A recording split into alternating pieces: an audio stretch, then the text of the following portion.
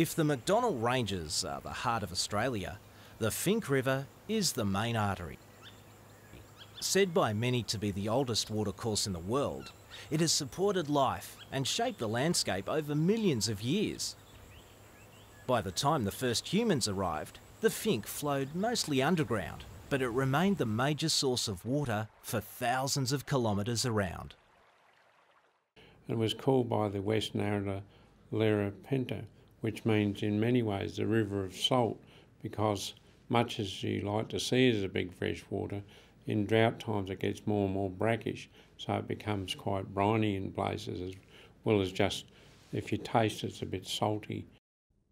The Finke was named after one of the backers of explorer John McDougall Stewart, who saw its pools of water glinting in the sun when he was approaching the site of the present-day Aboriginal township of Finke, or Apachula.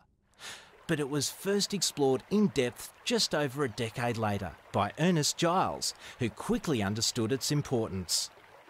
It drains an enormous area of Central Australia, and on the parallels of 24, 25 and 26 degrees, no other stream exists between it and the Murchison and the Ashburton, a distance of nearly 1,100 miles, and thus it will be seen as the only Central Australian river.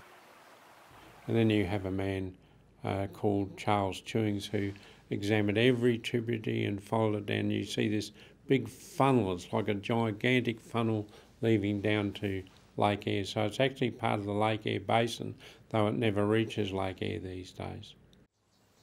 I think it's very difficult to understand that the Western McDonnell Range was once as high as the Himalayas, and the Finke was cutting down into it.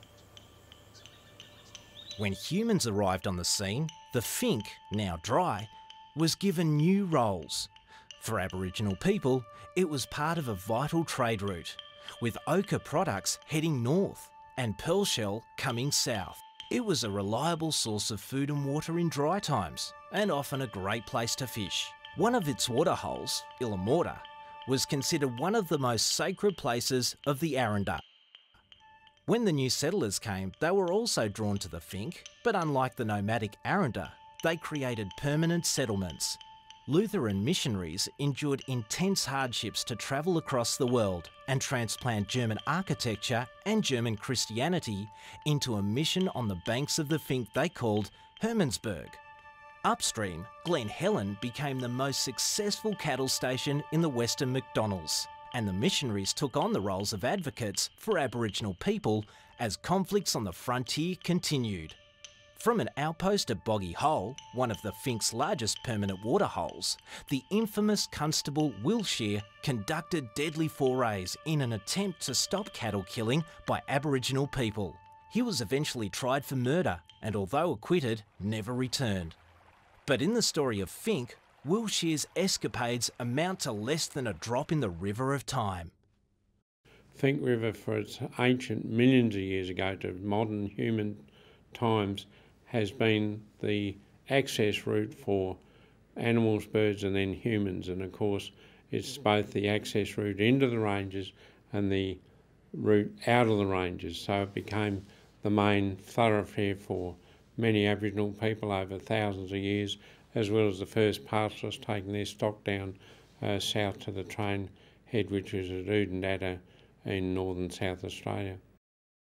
In later years, the Finke in full force would undermine the railway and create derailments that held up mail, food supplies and human traffic to and from the centre, until eventually the railway was rebuilt, and in 1988 it almost washed away the homestead at Glen Helen. The Finke retains its legendary status in Central Australia, lending its name to an annual cross-country motorbike race that attracts riders from around the world.